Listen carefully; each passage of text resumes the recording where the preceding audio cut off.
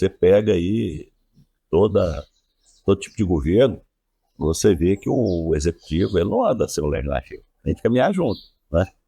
Você pega aí, você está vendo aí essas eleições que está tendo aí agora, você acompanhou aí na Argentina, você acompanhou aí esses outros países que estão acontecendo eleições, né? Na Itália teve agora. Você vê um partido ganhar, né? Muitas vezes o partido minoritário, não é o partido majoritário, e ele tem que fazer a composição.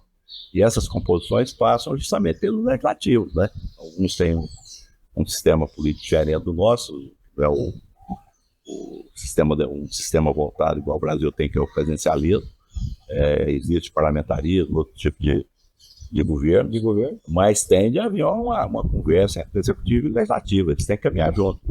Eu acho que é muito difícil o executivo caminhar sem o legislativo. E os poderes têm que ser independentes, a gente tem visto isso em todo lugar, não é uma independência dos poderes, né? No Brasil mesmo você está vendo isso. Hoje no caso, por exemplo, do presidente Lula, mesmo do Bolsonaro, a gente viu a dificuldade que tem justamente nessas composições. Agora, elas têm que existir. O governante é aquele que quer ter uma administração justa, uma administração voltada para os interesses populares, atendendo todos os segmentos, eles têm que se conversar, né? Eu acho que é importante isso. Essa parte também a gente vê que está muito comum também no lado empresarial, né? Exemplo, as medidas a gente optar por conselhos administrativos e tal mais, então já não é o dono da empresa que delimita tudo, a gente precisa de um conselho, esse conselho delimita o orçamento, esse conselho também que rege as fiscalizações nos setores. Quanto maior a empresa, a gente enxerga que mais eles fazem essa divisão entre conselho administrativo e tudo mais, de argumentar. E isso a política faz muito bem, né? Isso que o senhor falou. O legislativo está ali para acompanhar, mas também para dividir opinião, né? Não deixar somente o executivo fazer o que quer. Justamente, o legislativo é isso, e o sistema democrático é justamente isso. Você vê aí algumas discussões, por exemplo, às vezes você vê aí um pedreiro ser eleito deputado, você pega um trabalhador ser eleito, você pega um empresário ser eleito, né? Você pega lá uma pessoa ligada em favela ser eleito, e existe a discussão, né? Você às vezes escuta isso, mas o fulano e tal, às vezes não teve a oportunidade que as pessoas têm de ter um estudo, coisa desse tipo, de alavancar, mas o sistema democrático é esse, você ter todas as categorias se apresentadas. Então você precisa ter lá aquela pessoa que é ligada na favela, você precisa ter a pessoa que é ligada no trabalhador, você precisa ter um empresário, você precisa ter o político, para todo mundo ter aí e convergir as ideias. E no legislativo é importante a gente dizer o seguinte, que vale o voto, vale quem tem maioria. Então o voto do trabalhador é o mesmo voto do empresário. Agora, por isso que precisa ter o sistema democrático, ele prega justamente isso, que haja essa interlocução, que haja essas conversas, que as pessoas sentem, conversem e procurem convergir para aquilo que é melhor para a comunidade, né? Então eu acho que esse é o sistema que nós temos. Você citou a questão das empresas, que eu acho que é mais ou menos isso também. Você vê empresas familiares, né, partindo de um outro modelo de gestão, onde você tem os conselhos, né, e ali você tem as pessoas que estão ali à frente da empresa, que eles estão, de fato, gerindo a empresa. Mas as grandes decisões passam pelo conselho. As grandes decisões passam pelo conselho. Quer dizer, aquele que está à frente da empresa, ele está ali para gerenciar, né, que pode ser substituído a qualquer momento também. Quer dizer, não deu certo, troca-se o presidente, né? Agora o conselho não, o conselho está ali para gerir justamente isso. E uma coisa que é importante a gente observar, nessa questão das empresas, é justamente você fazer uma junção da experiência com a vontade do jovem. Se você observar as grandes empresas hoje, o perfil do presidente é uma pessoa mais jovem, não digo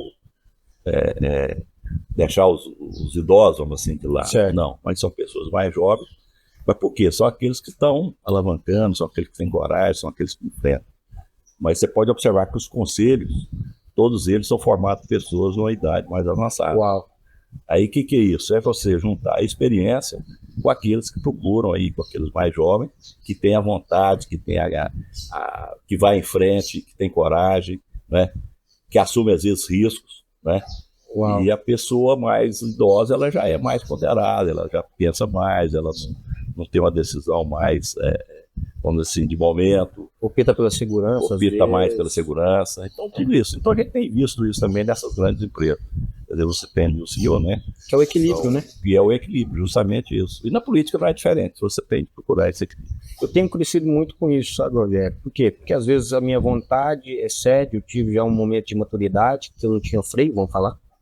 Então, sempre fazia muito o que dava na minha mente, só que agora aprendi o quê? Refletir, conta 3 vezes e ter conselheiros. Eu falo que o senhor, em um momento da minha vida, eu já tive o senhor como conselheiro, tive o privilégio de caminhar em algumas eleições com o senhor. O senhor chegou para mim em um certo momento, eu lembro de um conselho como se fosse ontem. O senhor chegou para mim e falou assim: Júnior, eleição a gente tem que trabalhar continuamente. Porque se a gente deixar polarizar entre 2 polos, acabou. Vai se definir entre esses 2 polos. Então, assim, eu penso nisso. Eu levo para o lado empresarial se eu quero lançar um produto. Se eu deixar o mercado polarizar entre 2 produtos, é muito difícil emplacar o terceiro, sendo você de fora do cenário da briga. Se você tem uma empresa e quer brigar para um mercado, se você deixar polarizar essas 2 empresas concorrentes, é muito difícil você entrar. E assim você me trouxe uma visão política. Ó. Então, se você quer entrar na política, você tem que formatar e mostrar força também. Na medida que seus opositores e a oposição vêm, ou até mesmo um concorrente, que pode não ser oposição, simplesmente divergências partidárias só, está caminhando junto aqui, a gente tem que mostrar uma força. Eu acho isso interessante. E eu cresci muito. Eu quero honrar a vida do senhor, que foi um conselho seu que me abriu a mente, até para mim, todo cenário, quando eu vou fazer uma aliança, quando eu vou buscar um grupo agora, quando eu vou buscar uma parceria, eu penso nisso. Falar, ó, como que a gente vai lançar isso? A gente já vai lançar atrás ou a gente vai lançar de igual para igual? Como que a gente vai fazer essa estrutura? E sem falar que o senhor teve o quê? 4 mandatos de prefeito. Então, 4 mandatos de prefeito, um de vice e um de deputado. Então, vamos falar de... Nós estamos falando 4 como prefeito à frente, nós estamos falando de 16 anos. Isso. Mais 4 deputados, 20 anos. Mais 4 de vice-prefeito, 24 anos. Então, assim, eu sentar com o senhor, eu estou realmente remindo o tempo. Eu estou pegando 24 anos de experiência na cadeira política, 24 anos à frente da administração pública e estou trazendo em poucos minutos de conversa alguns pontos e habilidades que o senhor formatou na vida do senhor. Então, fico muito honrado. E se o Rogério pudesse falar para mim quem que é o Rogério Troncoso hoje? Como que o senhor se definiria nesse ponto? Não, Júlio, eu acho assim, a história da gente, né, ela vem, a gente foi construindo uma história, né? Eu estudei aqui em Morrinhos, estudei escola pública aqui, depois fui para Goiânia, estudei lá no Carlos Chagas como bolsista, né? Fui para o Exército, fazendo engenharia, eu já tinha passado para engenharia, e fui para o Exército, aí como segundo tenente do Exército. E tinha uma oportunidade naquela época nós éramos 30 alunos, curso de preparação de oficiais da reserva, e eu fui o primeiro classificado nesse curso, durante 10 meses. Então saí como segundo tenente do Exército, né? E depois disso, segui meu curso de engenharia, vim para Morrinhos, trabalhei na iniciativa privada há algum tempo, né, uma empresa chamada Sistema Engenharia, por 5 anos, justamente na área de telecomunicações, vim aqui para Telegoiás como engenheiro, depois me tornei chefe do distrito, nós tínhamos aí 62 cidades, que a gente tomava conta, o sul de Goiás todinho estava sob a responsabilidade da gente, e fiquei 20 anos nessa empresa, né? A Telegoiás foi uma escola muito grande. A Telegoiás, eu digo para você que na época era uma empresa estatal, mas eu digo para você que foi uma das maiores experiências que a gente teve, dada a organização que a empresa tinha, né? Depois foi privatizado, hoje nós temos aí o mercado de telecomunicações totalmente aberto, né? E nesse período eu me tornei vice-prefeito, depois prefeito, né? Fui depois mais 3 vezes prefeito e deputado. Então a gente, quando coloca essa situação do legislativo, eu passei pelo executivo, passei pela iniciativa privada e passei pelo legislativo. Então nós tivemos iniciativa privada, legislativo e executivo. E isso a gente aprende muito, justamente isso que eu estou te dizendo. A posição do legislativo é uma, a posição do executivo é outra, a posição do legislativo é outra, mas você tem de agregar isso, as coisas têm que trabalhar isso. Hoje está mais do que comprovado e provado que os governos não dão conta de fazer as grandes obras.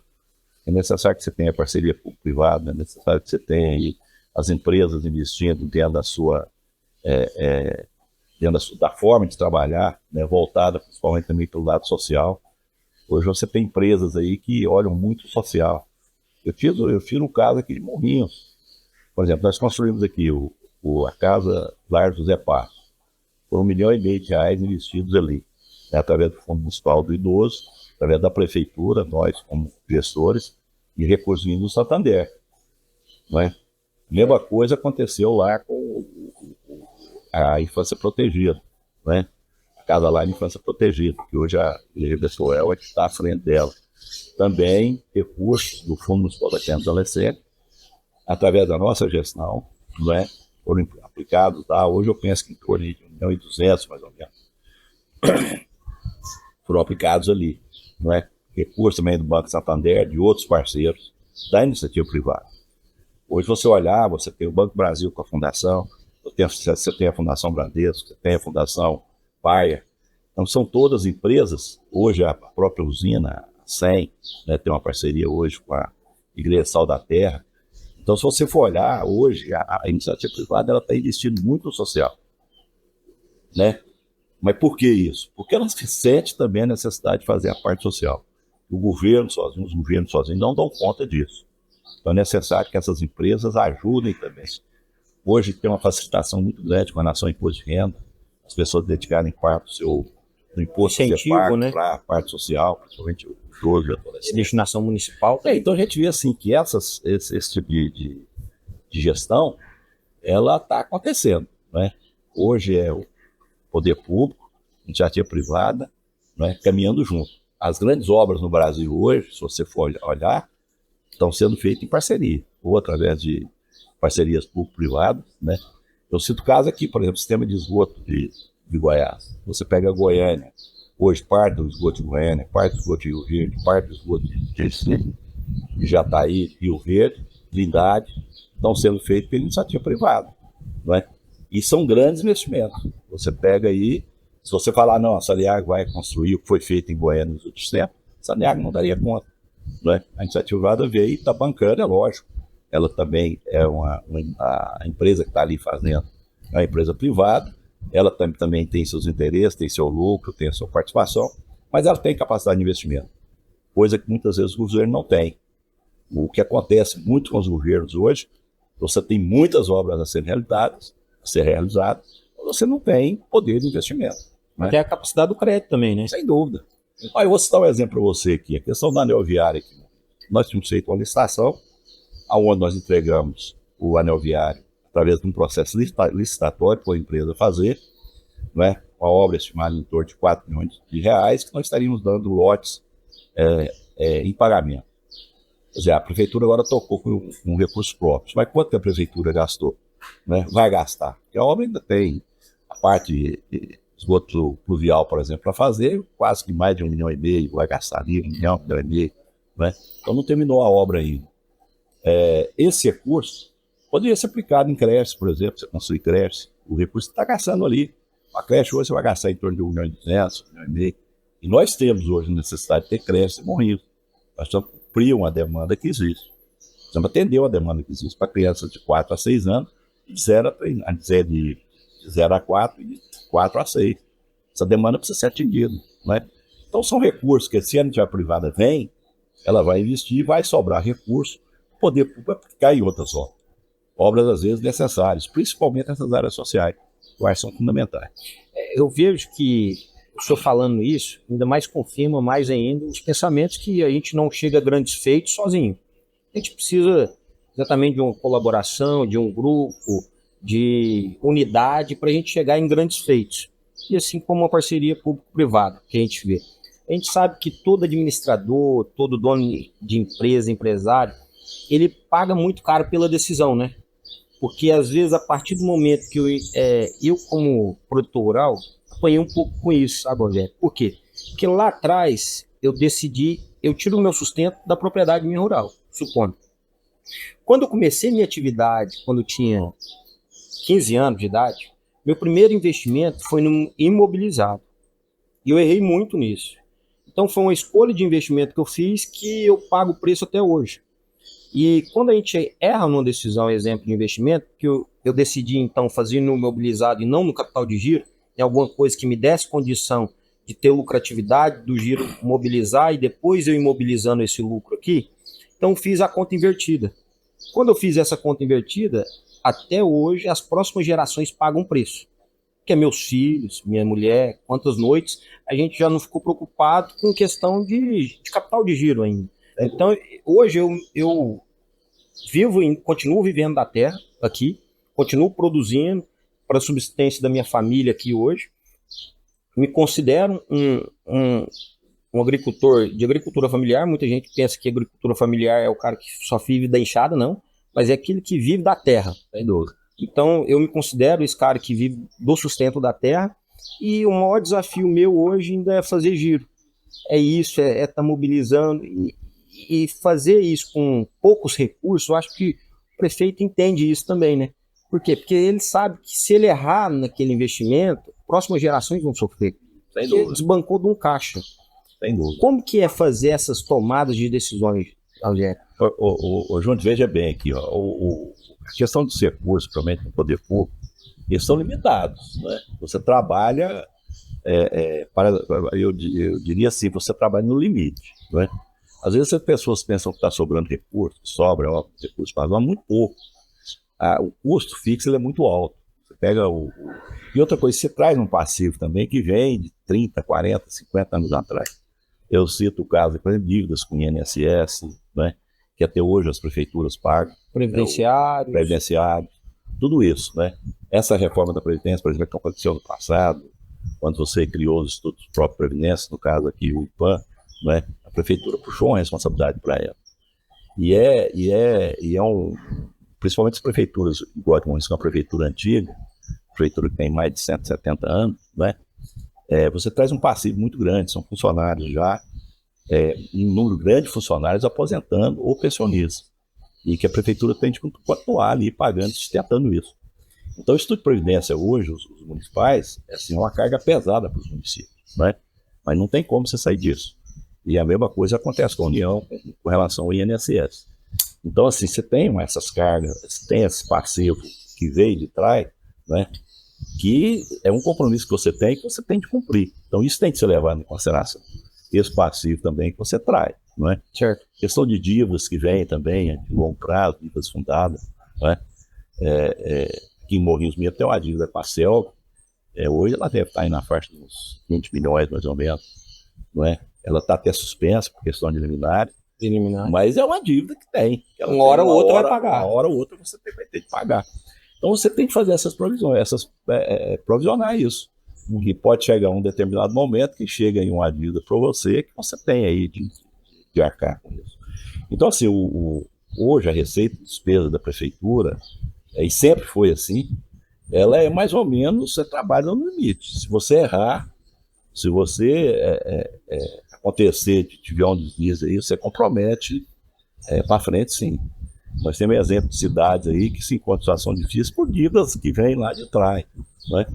Eu sinto o caso aqui de Piracanjuba, se você tiver a oportunidade de conversar com o prefeito, né, com as pessoas que trabalharam ali, tem uma dívida com a Caixa Econômica Federal, com o governo federal, da canalização do forte foi feito lá, há 50, 30, 40 anos atrás, que até hoje eles sofrem com isso, é uma dívida praticamente impagável, né, pelo poder, pelo tamanho da prefeitura. Então você tem que ter muito cuidado com isso, dívidas que você faz.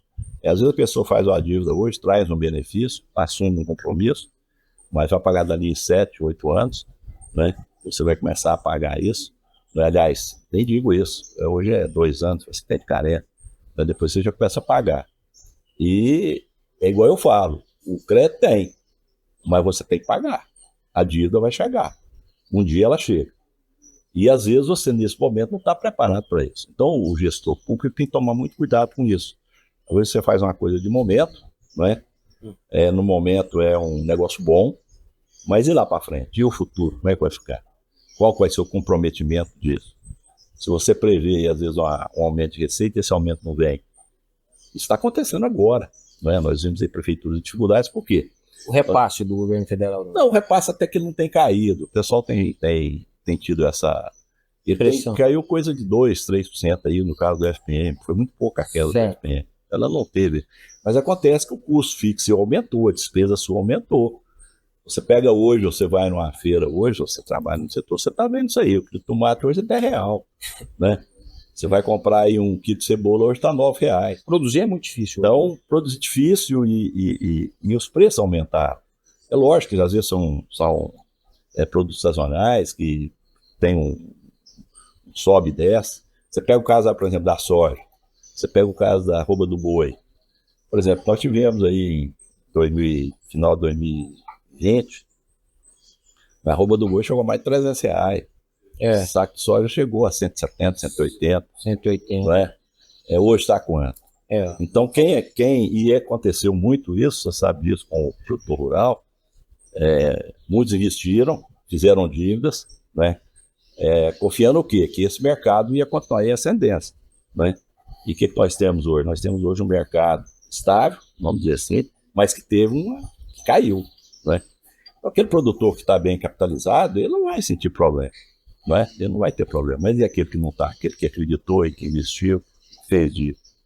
Então, assim, as coisas acontecem. Receita e despesa, ela tem que ser muito bem analisada. Você tem de analisar bem para você não comprometer o futuro. É o que você colocou aí, né? Você se imobilizou, mas você tem dificuldade hoje, questão de capital de giro.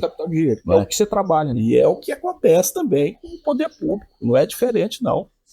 Você tem uma receita hoje, você tem um comprometimento.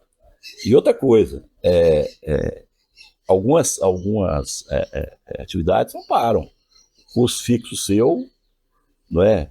Não tem como você falar assim, não, vou diminuir, vai. Mas você diminui o quê? 5%, 10%? Você não tem como prejudicar uma energia, atividade. Por exemplo, meu custo fixo. Não tem jeito de baixar. Não vai baixar. Você chega numa régua que o ponto você não consegue diminuir. Você chega no limite que não tem jeito de baixar aquilo. Comida de vaca. Você chega num limite que você não você barateou, comprou milho separado, fez a ração própria, mas chega num ponto que você não consegue diminuir além daquilo. Você pega aí, por exemplo, vamos pegar um exemplo aqui de prefeitura. Vou pegar, por exemplo, merenda escolar. Você tem um custo, né? Certo. Você fala assim, não, tudo bem, vamos mudar o cardápio, isso, aquilo e tal, vamos diminuir, vamos trocar a carne de vaca pelo frango, coisa desse tipo. Você pode até fazer isso, mas tem um limite. Você depois não pode deixar faltar a alimentação nas creches, você não pode deixar faltar o lanche, você não pode deixar faltar as 3 refeições diárias que são dadas nas escolas de tempo integral, não pode deixar isso. Você não pode deixar cair a qualidade. Você tem ali uma regrinha onde você tem o índice nutricional de cada alimento, então você tem de manter aquilo. Então as coisas não são tão simples assim, não é? Então eu vejo dessa forma. E a gente sempre faz uma conta, quando, por exemplo, chega um recurso para a gente destinar, a gente sabe que no poder público é diferente, porque já tem os percentuais, exemplo. Tem recurso determinado para isso, tem recurso determinado, por isso que às vezes a gente não consegue crescer por igual, né? Então, às vezes tem gente que critica, mas é porque o recurso já era destinado para aquilo. Sem dúvida. Então, nessa contrapartida, como que você acha que a gente poderia, exemplo, eu tenho uma área para um alto investimento e tem uma área que me dá prejuízos, exemplo. Ou seja, não é que ela me dá prejuízo, o que ela presta, ela não consegue suprir as despesas, vamos falar, ela fecha no negativo. Sim. Se tratando de poder público, a gente vai falar de benefício à população. Sim. Então, às vezes, eu gasto mais recursos de uma área que ela não traz quantidade de benefícios visíveis à população. Como que eu vou equiparar, chegar na balança isso? O senhor já parou para pensar? Eu acho o seguinte, o que você tem de olhar aqui que é prioritário, não é? Então você tem, por exemplo, algumas coisas são prioridades. Então você pega saúde, educação. Qualquer governo, né, e vamos dizer no governo estadual, no governo federal, você leva aí a área de segurança pública, né? Mas você pega, por exemplo, no município, saúde e educação, isso é prioritário. Então você tem de investir em saúde e educação e ter os limites. Por exemplo, saúde é 15%. Quer dizer, 15% da receita tributária líquida você tem de aplicar na saúde. Uhum. Na educação também. 25% da receita tributária você tem de aplicar na educação. Então, quando você trabalha dessa forma, você já tem esses limites. Você é obrigado a cumprir isso. Isso é o mínimo. Certo? Só que ninguém trabalha com esse mínimo. Eu fechei, por exemplo, a saúde, nós fechamos com 19%, 20%. Quer dizer, eu tinha constitucionalmente seria 15%, nós entramos, fechamos com 19%, 20%. Faz-se mais. Faz-se mais. e cumpre-se aquela necessidade básica. Às vezes você nem faz mais, não é? Mas você cumpre aquilo básico, não é? Certo. Agora, quando você chega em 19%, você pode até estar fazendo mais do que seria o necessário. O mínimo é 15%. Então, quando a gente trabalha, por exemplo, nós fechamos com 20%, nós estamos fazendo mais, né? Nós não trabalhamos só com esse limite aqui. Você vai na educação, a mesma coisa, em torno de 25%. Você tem o Fundeb que entra nesses 20%. Né? Outra coisa que eu vou dizer também, o pessoal pensa que o Fundeb é um recurso que vem do governo federal. Não é. O Fundeb é a retenção que você faz no FPM seu, do município, a retenção que você faz no ICMS, então você retém parte do ICMS, retém parte do FPM, né? Parte do ISS, parte do ITBI, parte do ITF, são retidos. E esses recursos voltam por um fundo, que é o Fundeb, e de acordo com o número de alunos que você tem, existe um valor fixo por aluno e esse recurso volta para o município. Então, na verdade, o Fundeb não é um recurso federal, ele é um recurso do próprio município, que simplesmente vai para um fundo e depois ele volta para o município, né? Então, essas prioridades é que precisam ser analisadas, né? Saúde, educação, primeiro isso. Depois, sim, você vai fazer outros projetos, né? Você vai aplicar em asfalto, em urbanização, em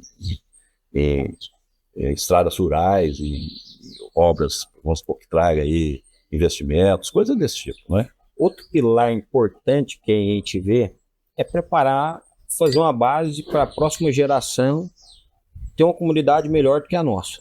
Sem dúvida. Então, transformar o futuro melhor do que o presente. Sem dúvida. E quando a gente enxerga isso, eu até admirei muito a conversa com o atual prefeito nosso, da administração atual, que ele falou o seguinte para mim, ele falou assim, Jônio, qual que é a análise que eu faço na minha gestão? Eu não posso piorar nenhum ponto. Eu tenho que continuar melhorando. Então, ou eu mantenho, ou eu melhoro. E aí, eu admiro também por quê? Porque o senhor também veio fazendo isso. De tempo de contribuição, se a gente olhar os pontos que Morrinhos veio melhorando, também a gente pode enumerar várias formas aí. Inclusive, todas as pessoas que eu venho vieram de fora, amigos de São Paulo, Brasília, Mato Grosso, que passaram aqui em Morrinhos, elogiaram a cidade. Falou, uma cidade muito bem cuidada. É uma cidade para realmente criar os seus filhos. Então, como que a gente faria, tanto pensando nessa sucessão numa gestão pública e pensando também numa empresa? Eu vou fazer a sucessão para os meus filhos. Eu acho que hoje o poder público enfrenta o mesmo problema, a mesmo tipo de escassez, que é uma escassez de sucessão. Pessoas interessadas em continuar os negócios tocados, ligados aos nossos antecessores. Exemplo, poder público. Eu vejo poucas pessoas interessadas em enganjar uma continuidade do trabalho ser feito. Geralmente, quando o cara vem com ideia, vem mirabolante. Ele não quer continuar o que vem ser feito. Ele quer aplicar a ideia dele. E não é assim. A gente tem que continuar aquilo que foi feito. Assim como eu pego a transição empresarial. Eu vi a empresa do meu pai, então tenho que continuar o quê? Tenho que continuar aquela empresa. Eu posso mudar? Posso, mas gradativamente. É uma transição. Eu não posso mudar. Como que o senhor acha que a gente deveria fazer essa parte educacional com as nossas próprias gerações? Como que a gente deve programar essa sucessão, fazer uma renovação não tão dramática, mas uma renovação de responsabilidade? Você tem dois, vamos analisar os dois casos aí, eu vou te dar a minha visão, né? Você colocou a questão empresarial e você colocou a coisa do poder público, né? São duas coisas distintas. Vamos analisar a questão empresarial, a forma que eu vejo e o que está acontecendo no mundo moderno, né? Com questão empresarial. Você citou a questão da sucessão. Hoje, o que você está notando? O que a gente tem notado aí? Que as empresas familiares, à medida que elas vão crescendo, né, elas estão partindo com esse tipo de gestão de conselhos e tudo mais. Você tem ali a família se reúne, né, cria-se uma empresa, e essa empresa que vai fazer a gestão dos negócios, né? Aí, lógico que as divisões, cada um tem o seu, mas você vai ter ali pessoas contratadas para fazer a gestão dessas empresas. Você tem isso nas grandes empresas. Nas médias também você tem feito isso, tem isso. Se criado uma empresa, uma holding aí para administrar. Nós temos aqui já vários casos, né? Pessoas aí que criaram uma empresa, né? Holdings familiares. São holdings, onde você tem ali um tipo de gestão, né? Que as coisas têm acontecido. E tem um outro modelo que é o problema que a gente vê assim, que é um problema mais complicado, pelo menos na minha visão. É quando você tem uma empresa e vai se dividir, ou o pai falece, ou questão de sucessão, né? E começa a haver uma disputa interna, uma questão litigiosa. Certo. Né? E aí você vê um grande problema, que no fim, às vezes você gasta muito mais com advogado do que se você tivesse feito um compartilhamento, uma questão amigável. Acordo, né? E muitas vezes você pega um patrimônio que às vezes está servindo a uma pessoa, né? E você vai dividir para 5. Uma cabeça, agora 5 Agora vai ter 5 pensantes. E outra coisa, dividir também aquela receita para 5. E muitas vezes essa coisa não funciona, ela não comporta isso. Né? Então a gente vê na questão empresarial, a gente tem visto isso, nas questões de sucessões, coisas desse tipo. Poder público não, poder público é um pouco diferente. Poder público eu vejo, a questão que eu vejo é a seguinte, é aquilo que você falou. Você não pode piorar, você tem sempre que estar melhorando. E isso naturalmente tem acontecido. Naturalmente tem acontecido. É lógico, você tem gestões que fracassam, que não dão conta, que se endividam, né? Que fazem obras faraônicas, igual você colocou aqui. Né? Não adianta você ficar pensando em fazer obra faraônica, não. A gente tem que trabalhar dentro da realidade e dentro da necessidade do momento. Às vezes você tem uma obra faraônica, uma obra que você quer fazer, mas vai demorar 10, 20 anos para você fazer. E durante 10, 20 anos você vai ficar sem aquele benefício. Às vezes você faz uma obra mais simples, uma obra mais barata, né?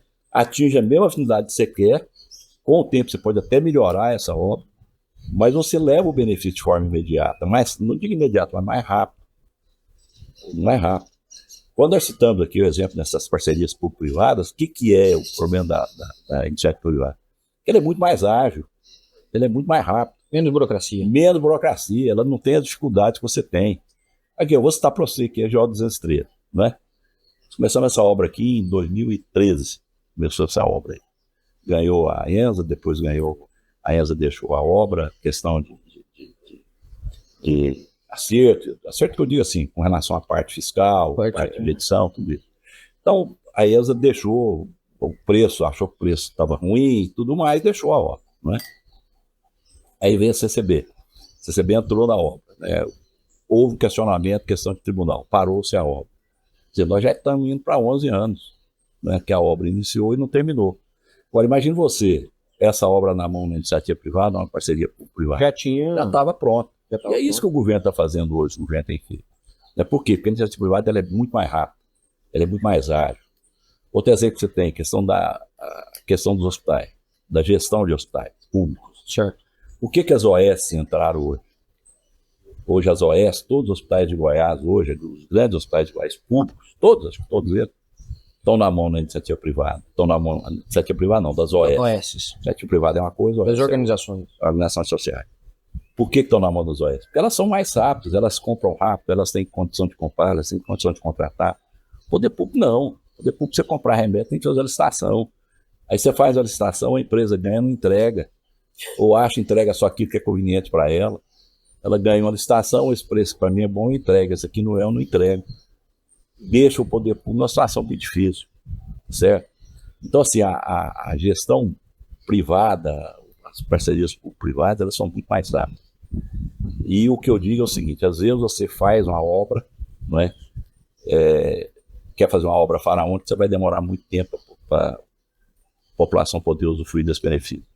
Se você faz uma obra mais simples, mais barata, com o mesmo objetivo, você vai chegar muito mais rápido e vai levar esse benefício muito mais rápido para a população.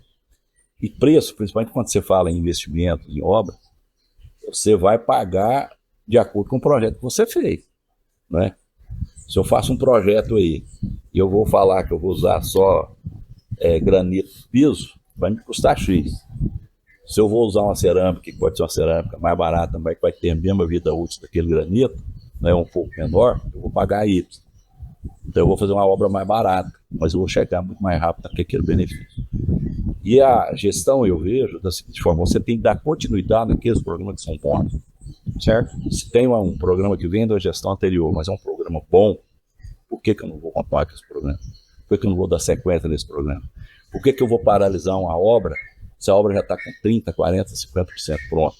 Eu vou deixar aquilo ali virar um elefante branco, ficar ali tempo acabando, perdendo, jogando dinheiro fora. Então, não, eu acho que aqueles bons projetos têm que ser otimizados, têm que ser realizados. Você pode até alterar o projeto. É aquilo que eu disse para você.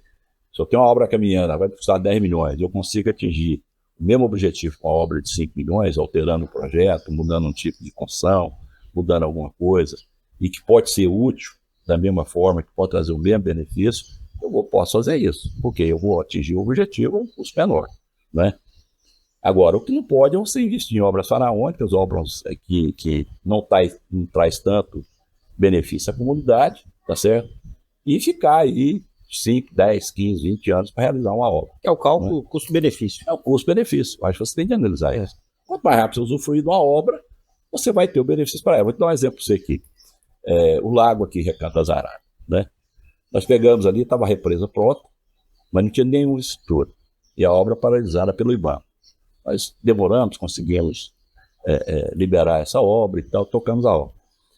Se eu faço um projeto, aí fizemos todo o projeto. Se eu faço um projeto, exemplo aqui, nós usamos ali na pista de caminhada asfalto.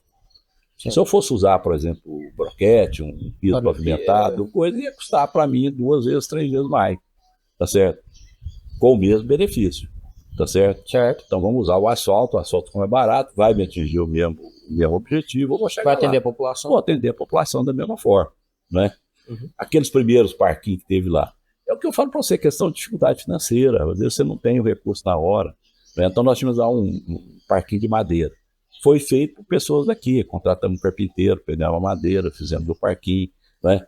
Atingiu a população do modo mais rápido. Na época eu não tinha dinheiro para comprar um parquinho moderno, bonito, e as coisas foram barateando. Hoje as coisas estão mais fáceis, né? Foram barateando, hoje você tem incentivos. O caso da saúde, por exemplo, hoje tem ajudado muito os municípios, são as emendas parlamentares dos deputados federais. Tem ajudado demais, por exemplo, custeio, né? Você manter o hospital municipal aqui não é fácil. Então tem muita ajuda de deputado federal com relação ao custeio. Isso te libera para você aplicar em outras áreas. Por exemplo, se eu tenho um recurso que veio para custeio, e esse recurso eu estou deixando de gastar do meu, né? E pegando uma emenda, eu posso usufruir esse recurso para aplicar em outras obras de infraestrutura, coisa dessa forma. Então veja a gestão dessa forma. Então, dentro, só para encerrar esse assunto, essa questão da continuidade ela é fundamental.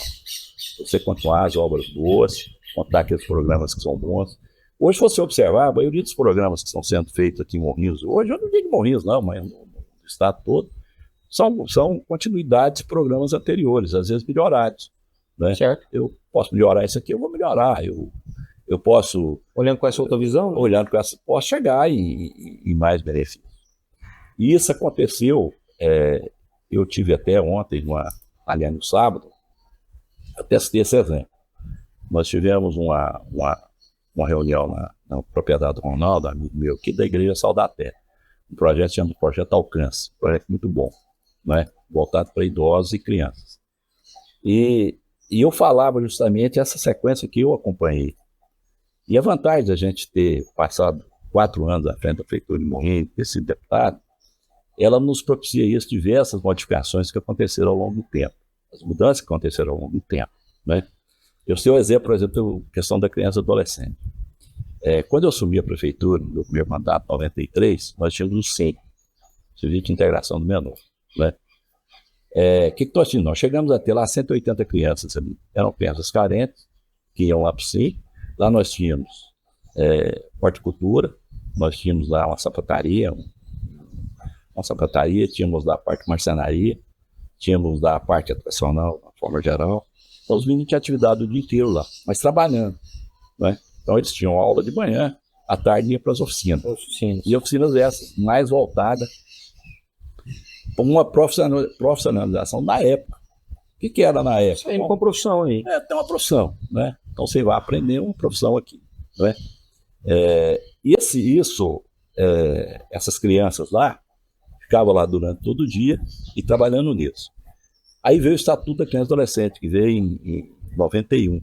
E já falou, olha, criança não pode trabalhar, criança na escola.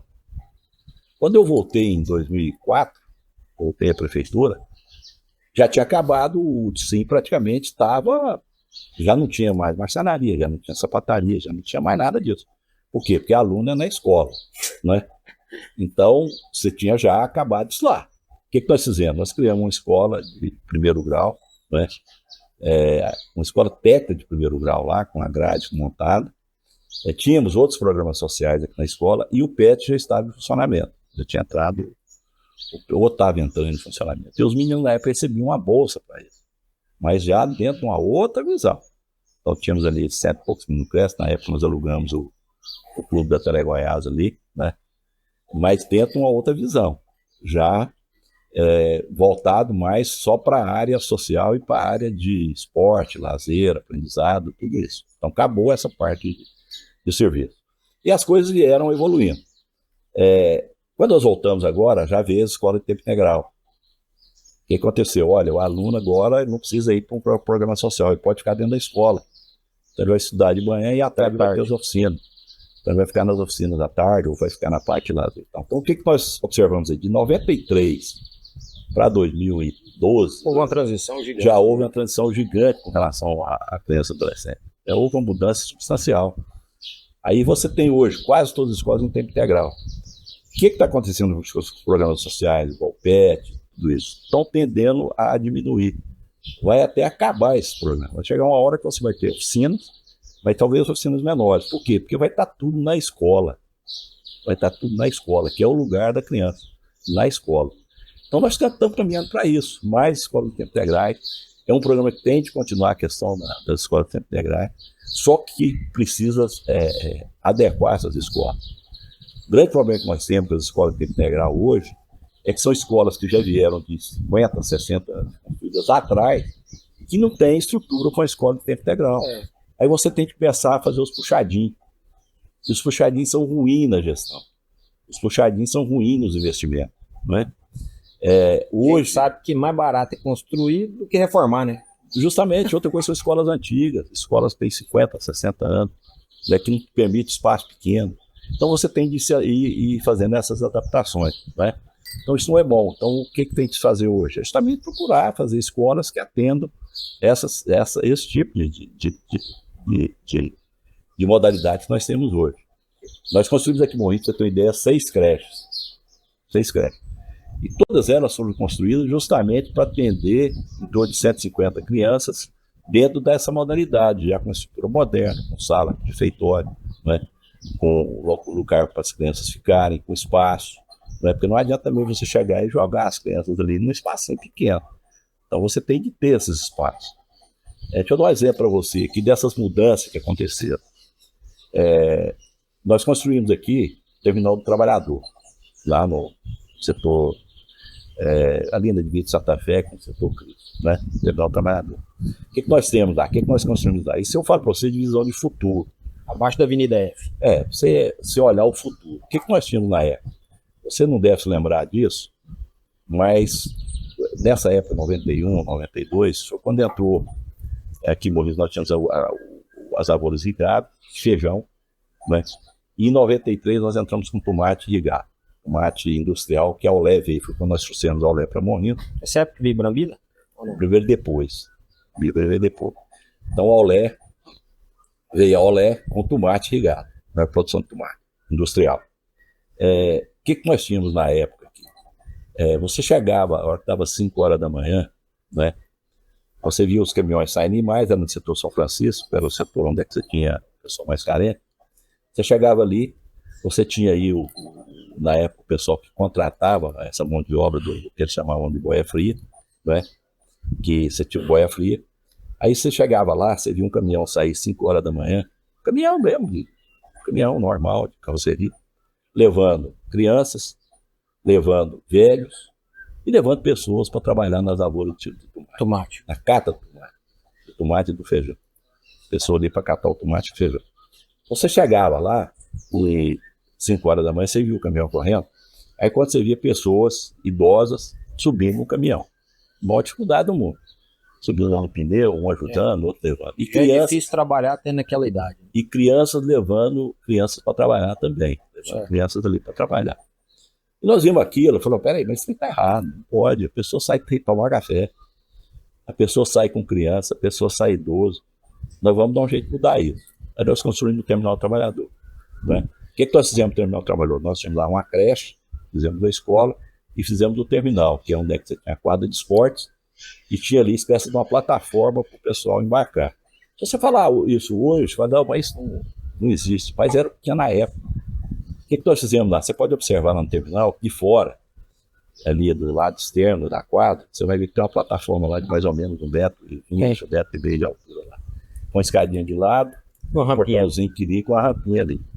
O que era aquilo ali? Ele era justamente para evitar que o idoso estivesse subindo no caminhão para poder embarcar.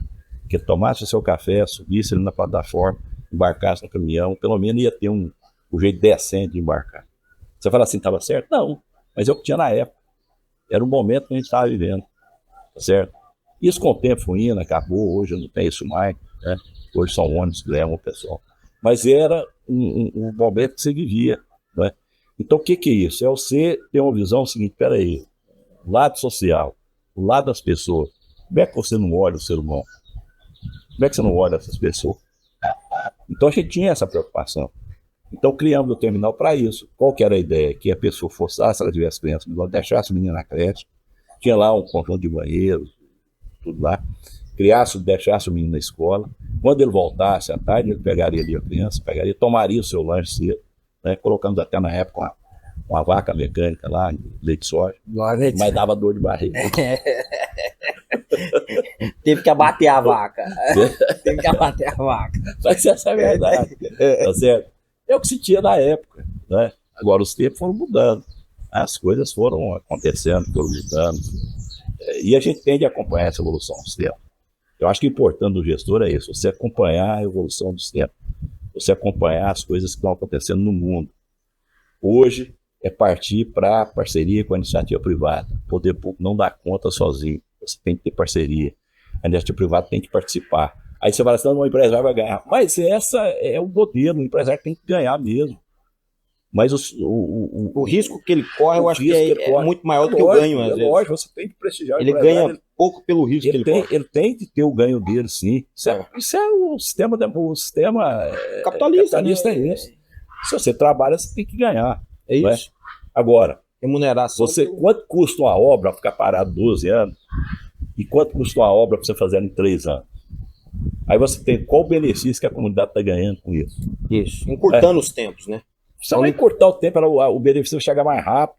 Encurtar os tempos. E quanto te custa você ficar com a obra parada 12 anos?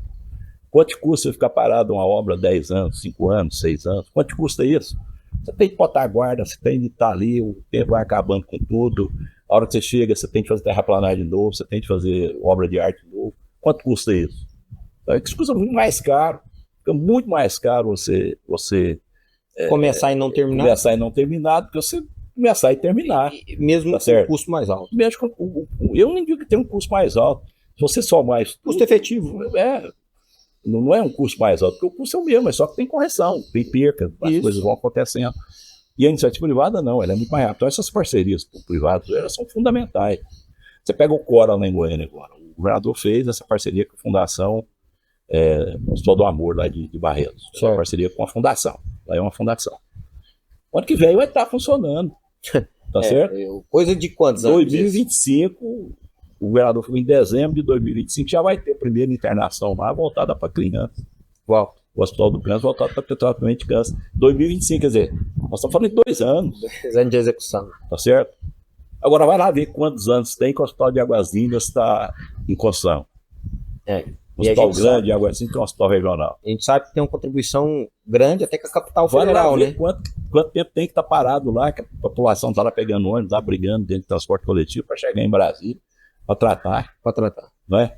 Então, assim, essas coisas é que tem que acontecer. Então, nós somos a favor desse tipo de política. Eu queria até... Rapaz, esse assunto que eu acho que nós distribuía a tarde toda.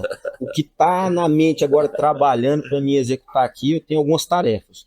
Como elas, assim, como administração pública, ela tem também destino para algumas ferramentas, eu também vou optar por isso. É uma ferramenta que agora, numa conversa com o senhor, tirei ela para a minha vida. Vou falar com todo o nosso time aqui de produção. Na fazenda eu quero executar, que é o quê? Pegar minha receita e ter distribuição de investimento. Aonde que eu vou distribuir, começando da rede básica, exemplo, do que é primordial. Eu não posso deixar. Então, aqui em casa agora eu vou fazer essa lista de prioridades. E sempre tá melhorando aquilo que é primeiro, aquilo que me traz retorno. Que, no caso público, era saúde e educação. Porém, aqui em casa, então eu vou escolher áreas determinadas para me destinar um certo percentual de investimento todos os meses. Isso aí é uma atividade que eu quero executar agora nessa conversa que a gente trouxe aí.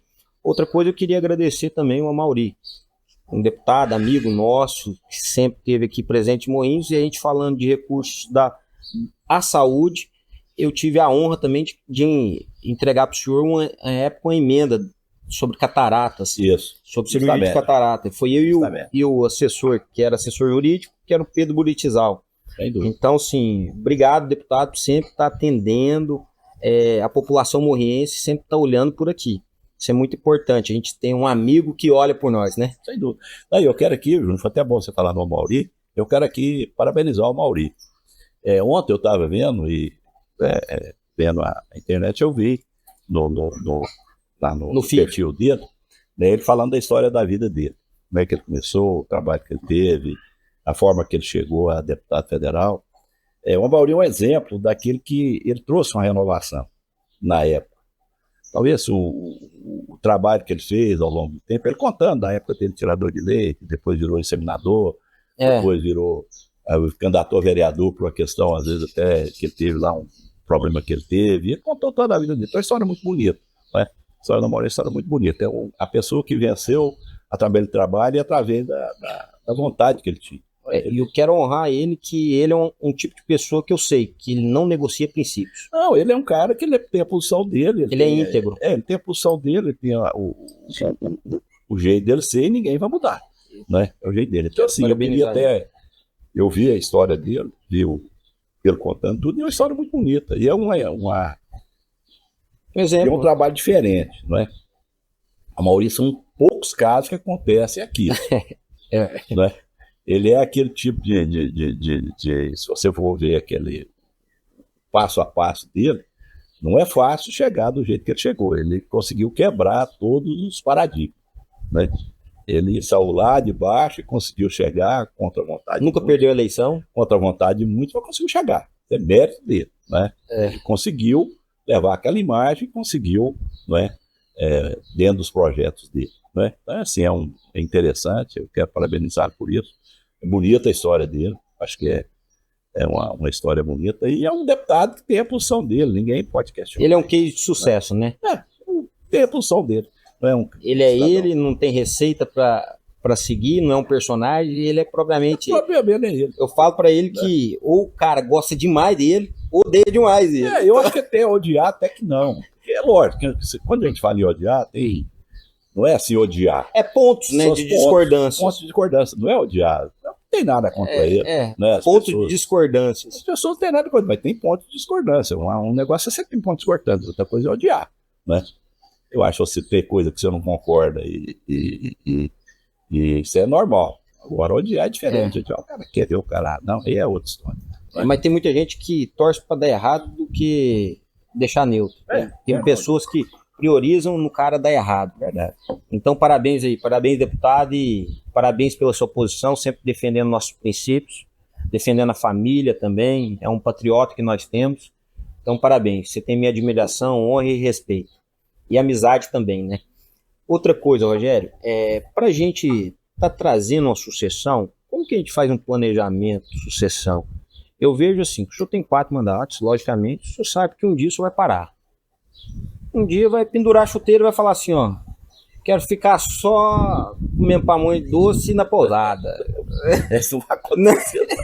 Não, mas uma hora chega, né? Primeiro porque eu gosto de pamonha de sal.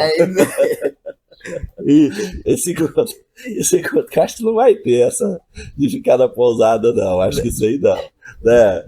Eu acho que você fala assim, não, eu tenho meus netinhos, tudo bem, aí, né? E construindo. O final, às vezes, vai ser construindo aí. O Darcy tá junto aí. É o que puder ajudar, a gente tá aí. Enquanto ele toca as obras, eu só fico no parquinho com os netos. Mas deixa eu te contar, eu acho que a questão de sucessão ela tem de acontecer naturalmente. Você não se impõe, né? A sucessão ela tem de ir naturalmente. E eu sempre tenho dito, e sempre defendi isso, João. Sempre defendi. É grupo. Política não se faz sozinho. O exemplo nós estamos da maioria, eu falei para você, um caso diferenciado, um caso à parte. Se você for olhar a história, a questão da maioria é um caso diferenciado, é aquela exceção à regra. A regra que eu vejo, o que é? É grupo.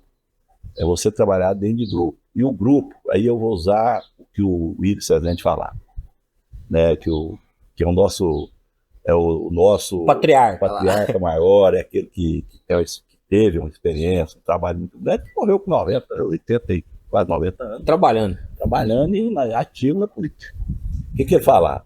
Que em política você não pode ser nem bunda de elefante, nem cabeça de formiga. Você não pode ser nem bunda de elefante, nem cabeça de formiga. Então você não pode estar nem lá atrás, nem querer ser o dono da pelota. Então, você tem que estar no meio. Você tem que estar ali.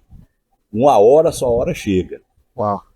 Uma hora, sua hora chega. O bunda de elefante é aquele que fica lá e não quer saber de nada. E o cabeça de formiga é aquele que quer saber demais. Se você fica aqui nessa fase intermediária, uma hora, sua hora chega. Vem cá você é o cara, você vai ser o nosso. Mas isso aqui é uma política de grupo, onde você vai disputar o espaço de igual para igual, onde você vai ter de abrir mão de determinados momentos, onde você vai ter de recuar em determinados momentos, onde você vai ter de avançar em determinados momentos. Então é dessa forma que funciona. Não adianta você querer romper sozinho. Então é grupo. Você tem que ter um grupo, esse grupo vai crescendo, às vezes você sai lá de baixo, vai galgando espaço devagarzinho, sem pisar em ninguém, sem fazer inimizade. Ganhando respeito. É importante isso. E que chega. A hora chega. A pessoa que tem vontade, que quer, que dedica, ele é visto. Isso é bobagem. Não pensa você que se você está ali trabalhando, com uma linha de frente, trabalhando, um cara ponderado, um cara que ouve, um cara que está ali sempre discutindo, mas que está participando, né? Chega a hora, vai chegar, vem cá, acho que a hora é de fulano, tá certo? A hora é dele. Então eu acho que funciona dessa forma. Eu acho que política é grupo. Primeira coisa, você tem que ter um grupo unido, leal, é importante isso, embora em política isso é difícil, você falar em lealdade, é difícil isso, não é? Dado justamente a todas as... Essa é uma qualidade que o senhor tem um grupo leal, né? A gente procura, caminha com o senhor. Caminha há muito tempo, tem gente que está comigo tem 30 anos. Né? Desde a época de Telegoiás. Desde a época de Telegoiás, você falou certinho, de 1980, né? Caminha com o senhor. Caminha junto com a gente. São pessoas leais. Conhece, é leal, conhece o caráter da gente, conhece o trabalho da gente, conhece a índole da gente. Eu acho que isso é importante. A pessoa que trabalha com você há 20, 30 anos, ela te conhece, ela sabe qual é a sua índole. Ela sabe quais são os seus predicados, os seus conceitos, as suas virtudes, os seus defeitos. E ninguém é perfeito, não. Todo mundo tem defeitos. Você tem virtudes e defeitos. Então eu vejo assim, essas pessoas, a lealdade ela é fundamental. Agora, você fala assim, regra? Não, você tem aí pessoas que estão com você e te largam, faz parte. Agora, Júnior, uma coisa que é importante é o seguinte, olha, em política você tem justamente o próprio sistema. Você tem, às vezes, hoje você está junto com a pessoa, amanhã você é adversário dela, agora adversário é diferente de político, de inimigo. Adversário é uma coisa, inimigo é outra. Correto? O adversário é um momento. A mesma coisa de alianças e acordos, né? Justamente. Aliança você não quebra, você caminha sempre junto. Acordo, você está para aquela condição, aquele acontecimento. Há uma máxima que dizem que até acordos foram feitos para ser quebrados. Ou seja, ele já deixa a margem para você caminhar junto e lá na frente não caminhar. Verdade. Mas aliança, que eu tenho com a minha família, com a esposa, é uma aliança, algo para a vida toda, constituir para a vida toda. Então eu vejo que isso é muito importante. Se tratando disso, Rogério, a gente vê a questão dos mais novos. A gente vê que os mais novos sofrem muito de uma crise de ansiedade. Sim, isso já é provado. Sem dúvida. Então é muito afoito. Sem dúvida. Eu quero para hoje, eu quero para agora, quero ser, eu tenho condição, não preciso do fulano, eu posso sozinho. E como controlar isso? Eu sei que eu controlei, o Júnior controlando. Eu controlei isso escutando os mais velhos, escutando aqueles que já alcançaram aonde eu admiro. Um fato isso, eu sentar o senhor e hoje perguntar: Rogério, como proceder nessa situação? Fulano, como proceder nessa situação? Porque eu honro o que o senhor carrega. Não tem jeito de eu receber algo do senhor se eu não honrar aquilo que o senhor carrega. Não, é aquilo que eu falei para vocês. Eu acho que é o seguinte, eu acho que essas questões é você estar junto com o grupo, não é? Trabalhar dentro do grupo, esperar a hora chegar, ter paciência. Ter paciência para isso, não é? Recuar quando tiver de recuar, avançar quando tiver de avançar. Né? E você trabalhar dentro do grupo. A questão do jovem é isso que você colocou. Ele tem de vir, sim. A sucessão ela tem de acontecer. O jovem tem que vir. Ele tem de estar junto, tem que participar, tem de haver essa renovação. Ela é importante, a renovação. Tem que vir. Né? E agora, a pessoa também ela precisa querer e ela precisa saber o lugar dela e depende muito da pessoa. A pessoa ela tem que também ser inteligente nesse ponto. Certo. Ela tem que saber se moldar nesse ponto. Não é? Você vê hoje, por exemplo, vamos dar o exemplo de Goiânia, por exemplo. Hoje nós temos o Bruno Peixoto que está trabalhando para ser candidato a prefeito de Goiânia, que é um jovem, vem aí com e a sessão? Não, vem com uma renovação, já uma ideia de renovação, pelo fato de ser jovem. Mas se você for analisar, não é uma candidatura que surge de forma natural, né? Não é aquela candidatura que está vindo, não, é o fulano. Então, assim, essas questões que precisam ser analisadas. Não é? O cidadão tem que fazer a parte dele, tem de trazer e tem o momento dele. Pode ser que vai ser agora o momento do Bruno, não sei se tá certo? Mas é uma pessoa jovem que está tentando esse trabalho, tem um trabalho prestado e tudo mais. Mas não é aquela candidatura que vem da boca do povo, qual era o Wilton Cezente, que era uma candidatura que vinha da boca do povo. Então, se você vê assim, não, vamos falar hoje, Magueto, Unidos, que eram os candidatos naturais, porque veio da boca do povo. E a gente precisa saber disso quando essa candidatura vem da boca do povo, quando não vem. Quando ela é imposta e quando ela não é. Quando ela é imposta e quando ela não é. É essa hora que você tem que recuar. Peraí, não é meu momento, eu vou recuar. Certo. Ou é meu momento, eu vou avançar. Certo. Ou a coisa está tudo esse, como se diz aí, no bolo, tá tudo bolo. Japonês. Tem chance para todo mundo. Tem chance para todo mundo. Tá de igual para igual. Tá igual para igual. Tá acontecendo em Goiânia hoje. Então você tem de analisar bem isso. Eu acho que esse é o momento. Às vezes é importante no momento aquela pessoa às vezes recuar e somar e vir depois muito mais forte do que às vezes querer fazer uma jogada errada. Isso. Né? Então eu acho que essa sucessão tem que vir naturalmente. As pessoas têm que estar juntas. Né? Certo. E você tem exemplos aí, inúmeros exemplos desse ponto. Voltando um pouquinho, vamos pegar o caso de Enéas de Barros aqui, foi deputado federal, foi por inúmeras vezes, né? Foi representante, tudo. Se você pegar a história do Genésio, ele começou aqui com o Juliano Fernandes na época, caminhando juntos, secretário e tal, e chegou, mas ele soube trilhar os passos dele, né? Você pega a Naftali foi engenheiro do CRISA, foi engenheiro da prefeitura aqui, né? Para chegar onde chegou. Quer dizer, mas ele soube o quê? Ele soube arquitetar.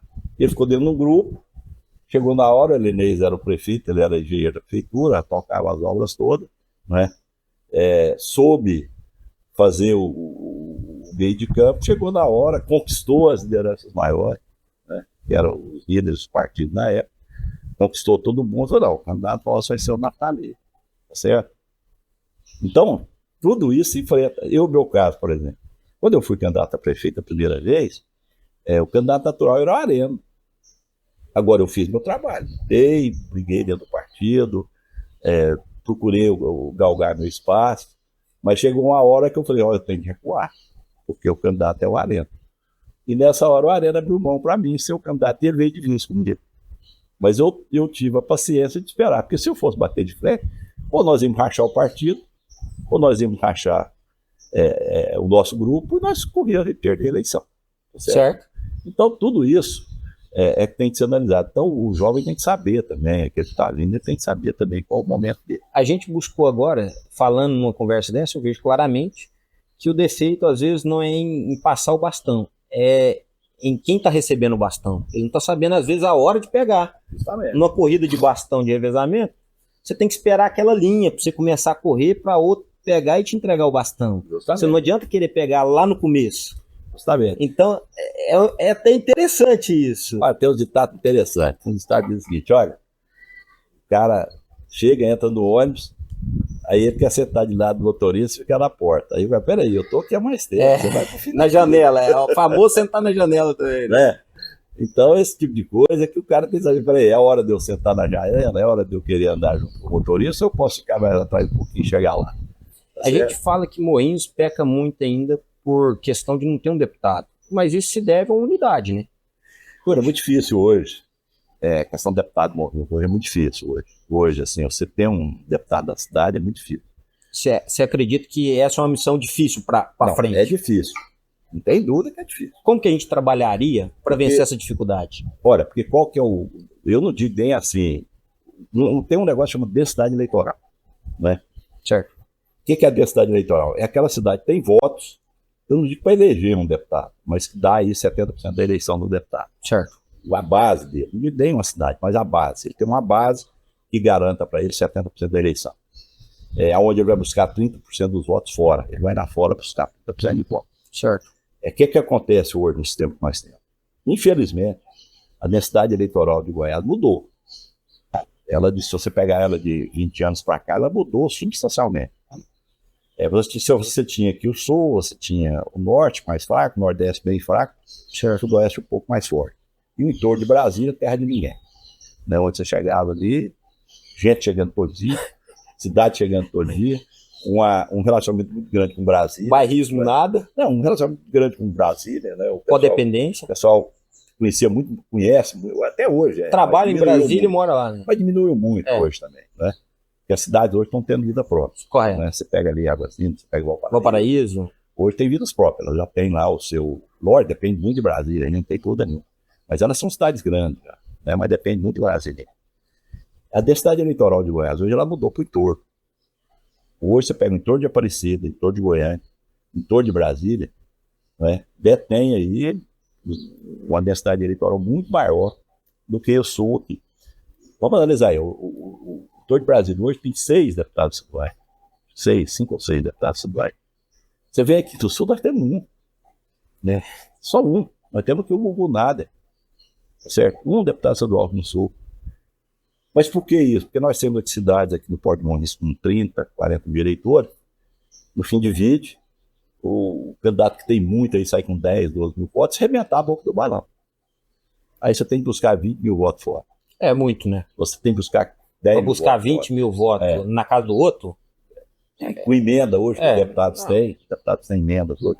Então, assim, para você fazer um deputado estadual de Morrinhos hoje, você tem que ter uma união muito grande, para ter todo mundo unido em torno do candidato, que não é fácil. Esse cara tem que agregar não ambos. Não é fácil pela quantidade de partidos. As lideranças.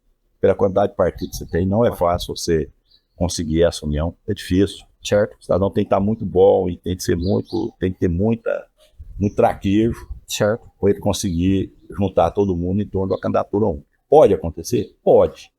Mas é difícil. Você buscar voto fora hoje, é fácil? Não é fácil. Porque você vai entrar em colégios que já estão com seus deputados, tá certo? Você vai ter de entrar para brigar, para tomar, para prefeito te apoiar e tudo. E com essas emendas hoje que os deputados têm, as emendas impositivas, isso facilitou muito os deputados. É o compromisso que os prefeitos fazem com os deputados, que as lideranças fazem com os deputados. Certo. Então ficou muito difícil para você novo, você entrar em quem já tem mandato. Quem já tem mandato. É muito difícil. Agora, você briguar, é possível? Né? Mas não é fácil. Então, o que você ter um deputado tem que ter? Primeiro, uma união muito forte. Segundo, a pessoa tem que ter um poder para buscar voto fora. Não é? Ou então, você ter, às vezes, um lugar no governo do estado onde te permite você abrir um leque para você trabalhar. Certo.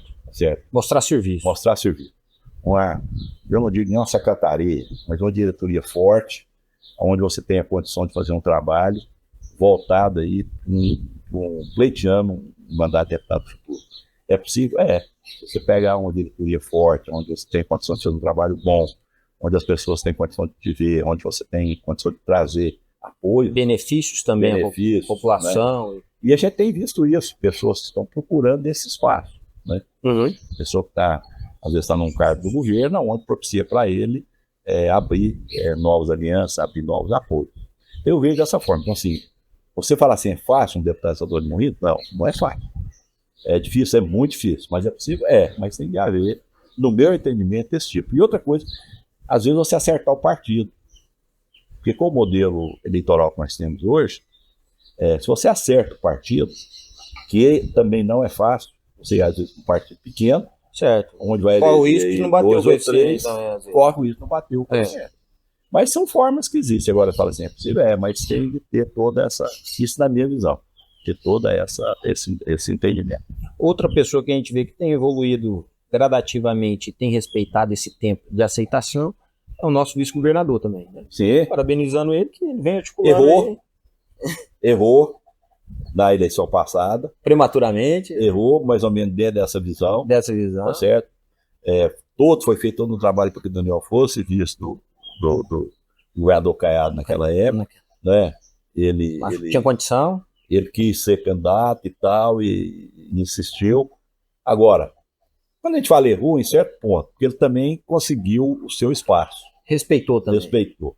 Né? Ele deu respeito. Ele errou naquele momento, mas para ele foi até positivo, porque depois ele se tornou respeitado e hoje é o vice-governador de Goiás. Né? Famoso ditado, tem coisa que dá errado para dar certo. Deu errado e deu certo. A verdade é essa. E o Daniel hoje é o futuro governador de Goiás, sem dúvida. Hoje é o homem do Caiado, acompanha o governador do Caiado em todo lugar que vai, mas hoje é o nome que nós temos aí que está fazendo esse trabalho. Mas naquele momento foi um erro, porque todo mundo queria que ele fosse o vice. Não digo todo mundo, mas todo mundo via que o governador Caiado estava muito forte, que o governador dificilmente perderia aquela eleição, e o Daniel naquela época já seria o vice, não tem dúvida nenhuma disso. Já teria o espaço para isso. Já teria o espaço dele. Mas eu acho que voltou, conquistou, recuperou, teve a humildade agora de ser o vice, né, de falar, não, eu vou de vice, vamos somar. Lá atrás, mais de um ano atrás, antes das eleições, o Caiado já manifestou esse interesse que fosse o vice. Não é essa dúvida que somou muito. Então, eu aprendi muito nessa conversa, sabe, Rogério? Acredito que isso eu tenho uma missão hoje, Rogério. Assim como a gente está nesse trabalho aqui, que, de certa forma, esse trabalho aqui consiste só em agregar na vida das pessoas, trazendo informação, trazendo motivação, uma ferramenta, numa conversa dessa aqui. Se eu pegar e anotar, logicamente eu vou escutar ela novamente, e para mim é mais fácil porque eu presenciei essa conversa, mas o fato de eu escutar ela aqui, eu tenho vários pontos para anotar e executar. Eu tiro aqui, no mínimo, dessa conversa aqui, de 6 a 10 lições, para me executar em todas as minhas tarefas, e nos meus projetos futuros. Então, eu te agradeço muito o fato de o senhor contribuir isso na minha vida, também poder passar isso para quem escuta, e assim, fica aqui minha admiração. Eu acredito que Morrinhos, o senhor teve parte na história de Morrinhos, são 4 mandatos, então inquestionáveis, e não tem como a gente construir um futuro se a gente não honrar o que já foi feito. Então, pelo que foi feito, eu te agradeço como morrinhense também, acredito que você teve sua contribuição na sociedade, transformou, trouxe, Morrinhos só é o que é hoje devidamente a sua contribuição e aqueles que já governaram também. A gente sabe que de administradores a gente está bem. Até o Cleomar, que teve um mandato, ele teve seus feitos também. Agora o nosso prefeito atual, ele tem 3 mandatos também, então ele tem seus feitos e cada um tem um posicionamento forte. Então, obrigado por isso e eu me coloco à disposição, sempre está servindo, sempre está agregando. Se o senhor souber de alguma coisa que eu possa fazer em servir e está agregando com o projeto, com a comunidade, o senhor tem liberdade de falar comigo, está buscando, a gente está auxiliando em qualquer tipo de ferramenta.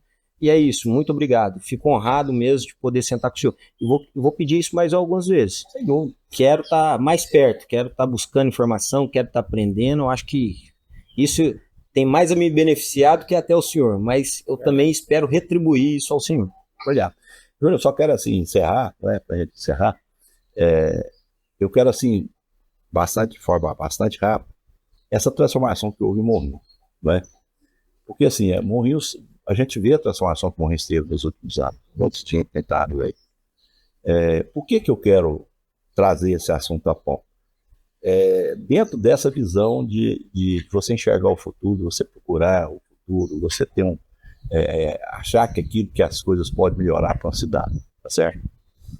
Qual que é a tese que eu sempre defendi, sempre defendo? A cidade ela só cresce se ela gerar emprego. A cidade só cresce se tiver salário. Uma cidade não cresce se as pessoas não tiverem salário.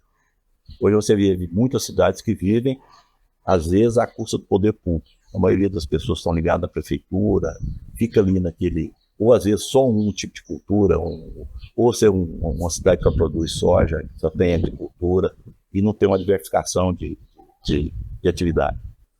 E isso sempre foi minha luta, foi diversificar as atividades de Morrinhos. Naquilo que eu pudesse fazer para diversificar as atividades, nós podemos fazer. E se você observar a história de Morrinhos, as grandes mudanças que nós tivemos foi justamente quando se mexeu na economia, quando se gerou emprego. Nós tínhamos aqui, quando eu peguei aqui, em 93, nós tínhamos aqui em Morrinhos duas fontes grandes de emprego. Era Pousada do Rio Quente e era Complém. E a pequena agricultura, no leite de latão ainda, tirando na mão, então você tinha que ver. Quando nós conseguimos trazer para cá a Olé, nós não tínhamos aqui em Morrinhos nem um pé, não se plantava um pé de tomate industrial. Nada, zero de tomate industrial. Nós tínhamos aqui a cultura de feijão, que era a cultura irrigada, né? Uma possibilidade não, um grande potencial que nós tínhamos, que era a área irrigada, já começando, a área irrigada forte. Se eu não me engano, a gente é o maior do estado, né? Hoje não, hoje cristalina. Hoje é cristalina, disparada. Nós somos hoje a terceira ou quarta. O segundo está aí a Jussara, Morrinhos, Paraúna, que são as maiores do mundo. Então o que nós tínhamos na época? Nós tínhamos duas culturas. Uma era a indústria de serviço, estava ligado à pousada, um comércio relativamente fraco e uma produção voltada para o leite, que era completa. Não tínhamos outra fonte de recursos. Quando nós viemos para cá, a Olé, começou a mudar o foco. Nós começamos a entrar com a indústria pesada na área de atomatado, que trouxe outras ações junto, né? A Olé praticamente começou a revolucionar esse problema da água e trouxe Morrinhos. Então a Olé chegou, logo depois de EA10, de Cisal, né? No mesmo ramo, nas mesmas atividades. Nós chegamos a ter aqui 3 indústrias atomatadas de Morrinhos, que em Goiás, lugar nenhum tem isso. Tem 3 indústrias atomatadas no mesmo município, gerando aí na época em torno de 1.200 empregos. Hoje a Olé deve gerar em torno de 600 empregos diretos, sem dizer os empregos indiretos, né? Sem dizer os empregos diretos. Então começou-se uma transformação. Essa área irrigada, com tomate, feijão, já tinha uma lavoura irrigada, começou-se um crescimento. Não é? Começou-se toda uma nova linha de atividade. Pegamos o Distrito Social, que foi comprado pelo Zé Novato, na época pelo governo do Estado, no governo do Zé Novato, e nós demos sequência implantando o Distrito Social ali. Toda a parte de infraestrutura, abrir rua, asfaltar, levar energia elétrica, foi tudo feito por nós, na nossa gestão. Nós estruturamos o Distrito Industrial. Levamos a Olé ali para dentro, depois veio Complém, veio a Ecoplast, veio Cisal, hoje vai ser a parte do Complém também, começou a subir. Estruturou-se um polo forte ali de industrialização. Depois nós trouxemos a Camem, né, que hoje é a 100, a usina. Hoje a usina gera só empregos aqui morrendo direto, em torno de 1.000 empregos. Direto. Nós trouxemos para cá 100.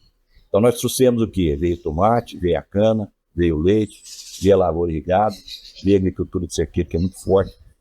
E aí o empresariado também teve a sua participação muito grande, que foi o quê? Investir em tecnologia. Hoje você pegar a agricultura de Morrinhos hoje, é uma agricultura de ponta. Os empresários estão aqui, investiram muito, acreditaram, investiram em tecnologia.